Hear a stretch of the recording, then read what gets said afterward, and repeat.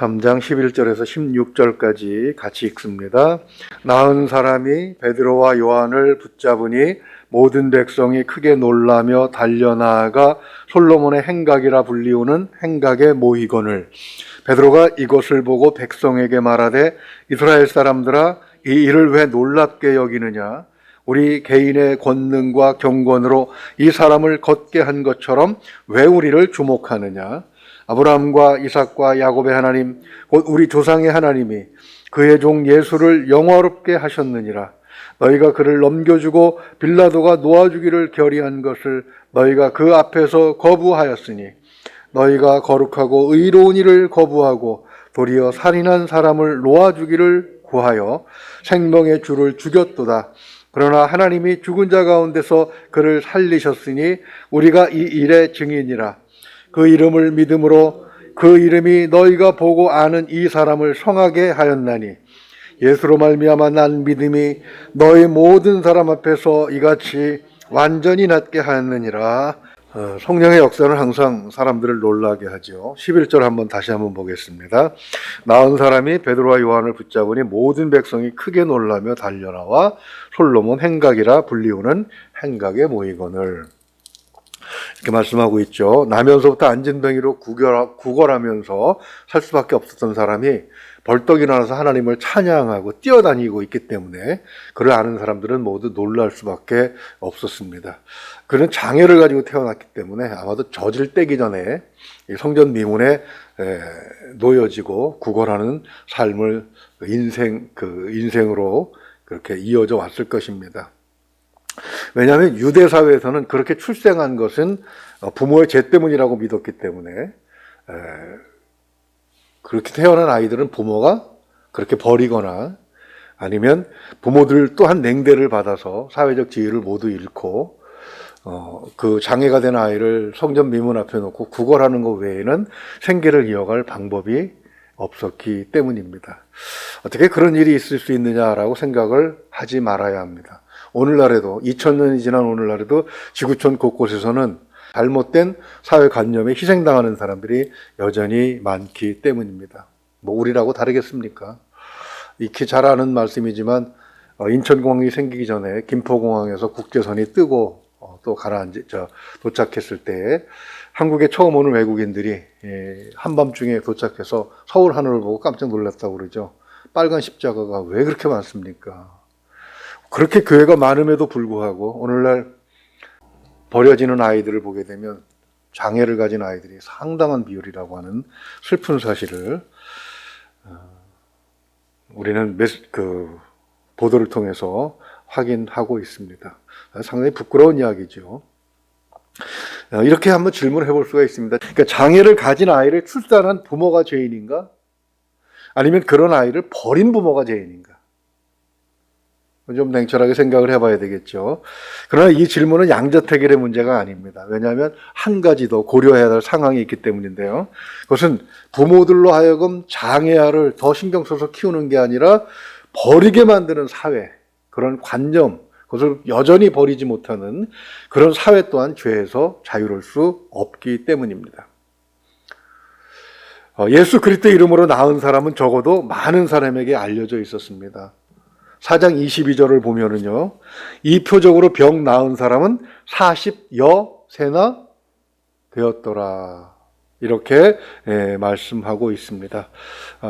성경은 비록 정확한 숫자를 얘기하지는 않습니다만, 아마 이 사람은 나이가 얼마인지 언제 태어났는지 누군가 생각해주지도 않았을 것입니다. 그저 한 40년? 한 50년? 이렇게 대충 참 소외된 그런 대표적인 사람이죠. 중요한 것은 그가 그렇게 오랜 시간 동안 성전 미문 앞에서 구걸했기 때문에 이미 그 바닥에 터줏대감이 다 되었을 것입니다. 그가 벌떡 일어나서 뛰어다닐 때 모든 사람들이 놀라서 솔로몬 행각이라는 말은 그 현관이 있고 그 다음에 긴 복도가 있습니다. 그 건물과 건물 사이에 그런 복도를 행각이라고 얘기하죠.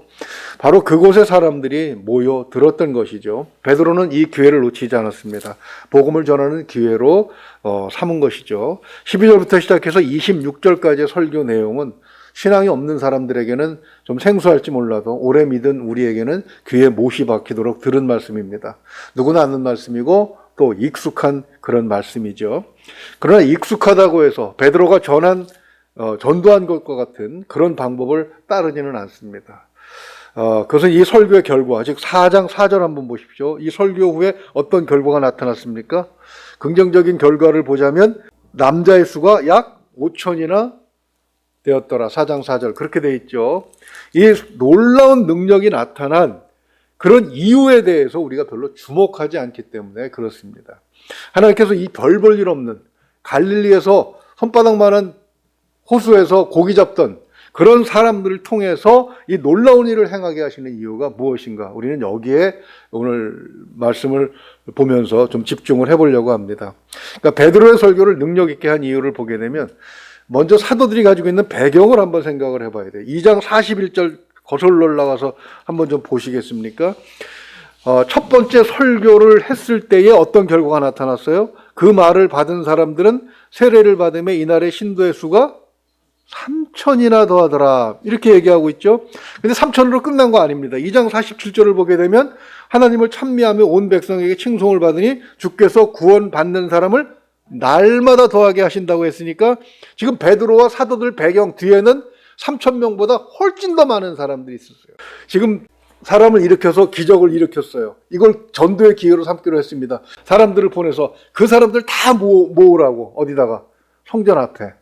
그리고 그 위세를 등에 업고 강대상에 올라가서 포효하는 베드로를 한번 생각을 해보십시오. 얼마나 위세가 등등하겠습니까? 얼마나 많은 사람들이 더 그 베드로의 위세 앞에 주눅이 들었겠습니까? 성도들이 지금 이 기회를 전도의 기회로 삼으려고 합니다. 모이십시오 하면은 안 모였겠습니까? 이야, 신난다 그러고 구름대처럼 그렇게 몰려들었겠죠. 아마 5장 12절 이하의 말씀을 근거로 생각해 보면 아마 믿지 않는 사람들까지도 구름대처럼 몰려들었을 것입니다. 그러나 베드로는 그렇게 하진 않았어요. 그는 오히려 12절 하반절을 보게 되면 왜 우리를 주목하느냐? 왜 나와 그 다음에 요한 그 다음에 사도들을 왜 주목하느냐? 이렇게 오히려 사람들의 관심을 다른 곳으로 돌리고 있는 것을 볼 수가 있습니다.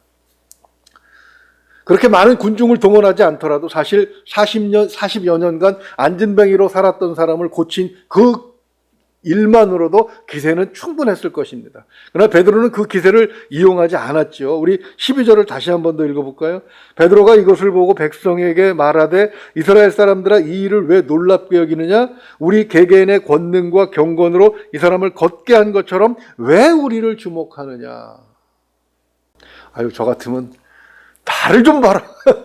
내가 얼마나 성령에 충만한 사람인가. 나를 좀 봐라. 그렇게 이야기했을 것 같은데 베드로는 어떻게 이야기합니까? 왜 나를 보느냐? 왜 우리를 보느냐? 철저하게 그 영광을 하나님께 돌리고 있는 것을 봅니다. 13절에 그렇게 되어 있죠. 아브라함과 이삭과 야곱의 하나님 곧 우리 조상의 하나님이 그의 종 예수를 영화롭게 하셨느니라. 그래서 하나님과 예수 그리스도 앞에 영광을 다 돌려드리고 있습니다. 그렇죠? 설교자의 역할은 항상 동일합니다. 그 설교를 통해서 하나님께서 놀라운 지혜의 말씀을 선포하게 하시던 아니면 병자를 벌떡벌떡 일으키는 권능을 행하게 하시던 바로 그 능력을 주신 하나님의 영광을 드러내는 거예요. 거기에 사람이 역할이 끼어들게 되면 거기에 슬그머니 내 영광을 끼워 넣게 되면 그때부터 이것은 어떻게 됩니까? 오염이 되고 지저분해지고 그 결과는 항상 좋지 않기 때문입니다. 왜 이단들이 대단히 그 수원 운동장 같은 걸 모으고 박옥수라고 하는 사람은 항상 잠실 운동장을 빌려가지고 전국에 있는 사람들을 모아서 그 집회를 하려고 합니까? 이 성경 말씀과 정반대된 행동을 하는 이유가 그들이 성령의 인도함을 받는 것이 아니기 때문이죠. 물론 그런 사람들은 눈에 보이는 것을 좋아합니다. 그게 사사기 내내 보여주는 이스라엘 백성들의 모습이잖아요. 하나님께서 적과 꿀이는 땅을 거의 공짜로 안겨주다시피 하셨는데 하나님을 바라보지 않고 늘 무엇을 바라봅니까?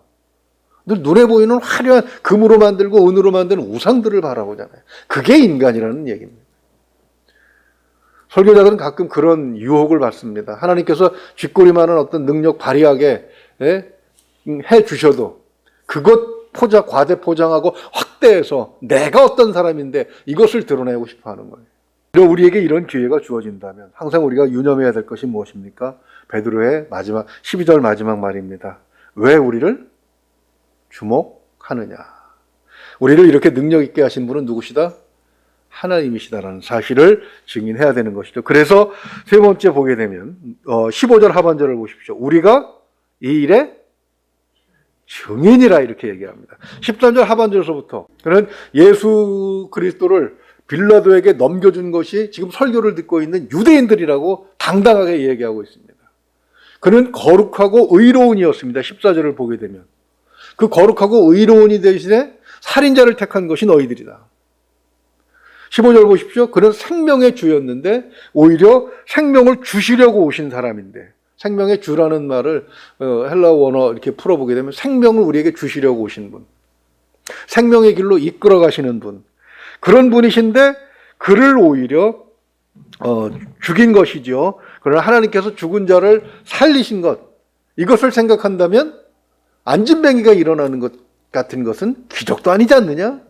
이렇게 지금 메시지를 전하고 그 일의 증인이 우리이기 때문에 우리를 통해서 이런 능력이 하나님께서 이런 능력을 보여주신다고 지금 주장하고 있는 것이죠. 이렇게 베드로의 설교를 듣고, 그죠? 베드로의 설교를 듣고 4장 4절에서 우리가 살펴본 것처럼 그날에만 약 남자만 쉬어서 5천 명이 하나님 앞으로 돌아옵니다. 구원받습니다. 정리를 해보면, 다시 한번 정리해보면 그렇죠. 자신은 숨고 오직 하나님의 영광만 드러냈기 때문이죠. 성경에는 하나님의 영광을 도둑질하다가 뿌리채 뽑혀 망한 사람들이 굉장히 많이 기록되어 있습니다. 기도원 한번 생각을 해보십시오. 제사장만 입는 의복인 에봇 하나를 황금으로 만들어서 자기 집에다가 기념물로 비치해 놨어요. 그랬더니 그 집안이 어떻게 됩니까? 아들이 71명이었는데 쑥대밭이 되어버립니다. 정말 요만한 거 하나예요.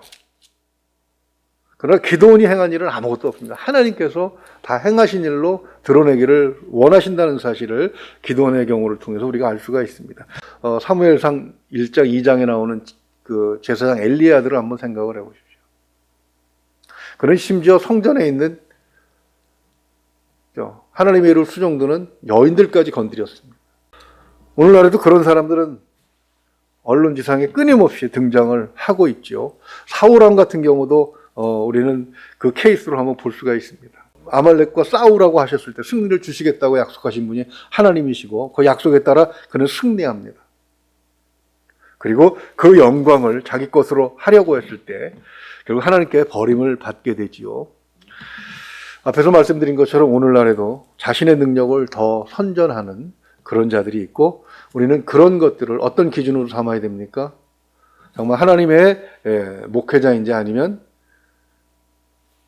이단이 악한 영에 사로잡힌 자들인지를 우리는 분별할 수 있어야 됩니다. 또 한 가지 중요한 것은 그 13절 하반절을 보게 되면 그러니까 하나님께서 그의 종 예수를 영화롭게 하셨느니라 했는데 너희가 그를 넘겨주고 빌라도가 놓아주기를 결의한 것을 너희가 그 앞에서 거부하였으니, 이렇게 말씀합니다.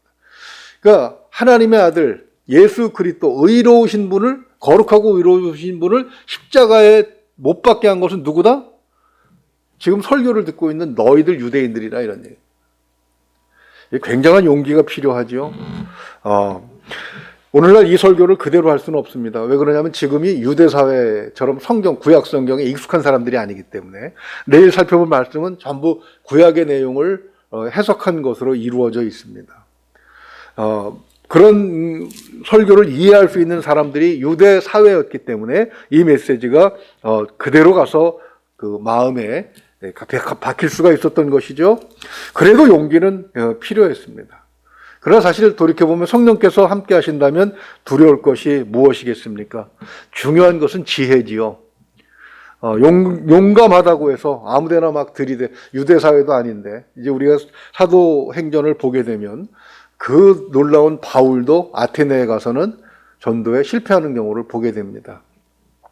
바로 그런 것처럼 성령께서 함께 하시면서 우선은 필요한 것이 용기이지만 더불어 앞에 말씀을 듣는 사람들이 누구인가 하는 것, 그 판단하면서 또 성령의 지혜를 빌리는 것도 굉장히 중요한 것임을 볼 수가 있습니다. 그래서 우리가 누군가를 좀 전도하고 싶을 때에, 우리 가족 중에 아직 안 믿는 사람이 있을 때에 우리가 말씀을 전하기 전에 반드시 먼저 해야 될 일이 있습니다. 그것은 하나님, 저 영혼을 내 손에 붙여주시옵소서. 하나님 내게 그 지혜를 주십시오라고 기도하면서 시작을 해야 그나마 열매를 얻을 수가 있을 것 같습니다. 그리고 오늘 말씀 가운데 가장 중요한 것은 역시 16절입니다. 16절 한번 읽어볼까요? 그 이름을 믿음으로 그 이름이 너희가 보고하는 이 사람을 성하게 하였나니 예수로 말미암아 난 믿음이 너희 모든 사람 앞에서 이같이 완전히 낫게 하였느니라. 그러면서 그들에게 무엇을 합니까? 그 이름을 믿으면 이런 일은 아무것도 아니다. 결국 죄를, 그 의로운 사람, 그 거룩한 사람을 십자가에다 죽인 죄인들이지만 유대인들이 그것을 완전하게 치유할 수 있는 생명의 길은 바로 그 이름을 믿는 것이다. 그래서 제목을 그렇게 한번 정해봤으면 비난이 아니라 생명의 길을 열어주었기 때문이다. 때때로 누군가에게 우리가 복음을 전할 때에 생명의 길을 열어주는 것이 아니라 잘못하면 비난만 하다가 말 수도 있습니다. 그래서 주님도 그렇고 사도 바울도 그렇고 논쟁을 하지 말라. 복음을 전하고 생명의 길을 열어주고 성령께서 결정하시도록 또 그들이 믿음으로 결정하도록 결과를 열어놓는 것이 굉장히 중요한 것을 볼 수가 있습니다. 오늘 말씀을 정리하면 그렇습니다. 전도의 기회는 오늘도 많습니다. 오늘도 세계 각지에 복음이 처음 전파되는 곳에서는 이런 놀라운 기적들이 벌어지고 있고 또 선교사들은 그런 일들을 겪으면서 힘을 얻고 그 척박한 곳에서 자신의 인생을 드리는 그런 용기를 얻기도 하지요. 그러나 중요한 것이 무엇입니까? 오직 예수 그리스도만 전해야 합니다. 중국에서는 그 파란 눈에 노랑머리를 가진 사람들은 선교사로 활동할 수가 없습니다. 왜냐하면 그들이 복음을 전할 때에 참 그 중국의 오지를 가보면 산속 구석구석에 그 유럽의 영국의 선교사들이 남겨놓은 흔적들이 얼마나 아름답게 잘 서 있는지 몰라요. 그럼에도 불구하고 안타까운 것은 뭐냐면 오직 예수 그리스도만 전하진 않았다는 거예요. 영국을 같이 전했어요. 프랑스에서 온 선교사들은 프랑스를 전하고 독일에서 온 사람들은 독일을 전하고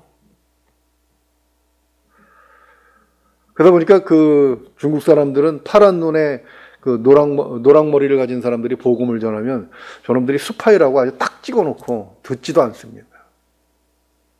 참 안타까운 모습을 중국에서 많이 봤는데 오직 예수 그리스도만 전하는 그런 우리가 될 수 있기를 원합니다. 그리고 무엇보다도 진리를 전하는 일에 용기를 가지고 비난이 아니라 생명의 길을 제시할 수 있는, 그래서 한 영혼이라도 주 앞에 구원할 수 있는 그런 우리가 될 수 있기를 소망합니다. 그렇게 될 때 비로소 하나님께서는 이 재앙의 문을 활짝 열고 그리고 빛을 이 세계에 가져오는 그런 능력을 우리에게 주실 줄로 믿습니다. 우리가 성령의 인도하심을 받을 때에 참 우리 주변이 밝아지고 또 사람들에게 소망을 주고 하루에 남자만 5,000명씩 주 앞으로 인도되는 그런 놀라운 일이 있었던 것처럼 한 영혼이라도 주 앞에 이끌 수 있는 그런 삶을 살 수 있다면 성령께서 우리와 함께 해주실 줄로 믿습니다. 그런 삶이 되시기를 주님의 이름으로 축원을 드립니다.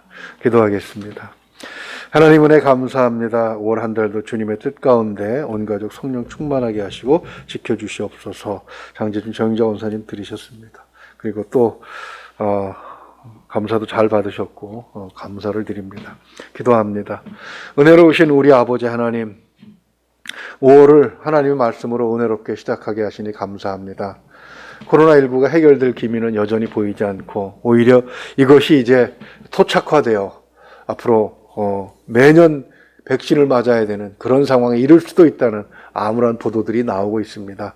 하지만 성령에 사로잡히면 40여 년 된 안진뱅이가 태어나면서부터 안진뱅이로 태어난 자가 벌떡 일어나 완전히 나음을 입은 것처럼 이 모든 상황을 극복하고 오히려 더 좋은 기회로 만들어 갈 수 있을 줄로 믿습니다. 하나님, 늘 하나님의 이름의 영광을 돌리며 하나님께서 원하시는 일이 무엇인가 하는 것을 깨닫고 성령의 충만함으로 용기 있게 이 복음을 전하며 사는 우리가 될 수 있도록 인도하여 주시옵소서. 그러기 위해서 먼저 복음 가운데서 살아야 되겠사오니 말씀에 순종하면서 내 삶에 하나님의 영광이 자리 잡는 그런 삶이 되도록 하나님 인도하여 주시옵소서. 믿고 의지하며 우리 주 예수 그리스도 이름으로 감사하며 기도하옵나이다. 아멘.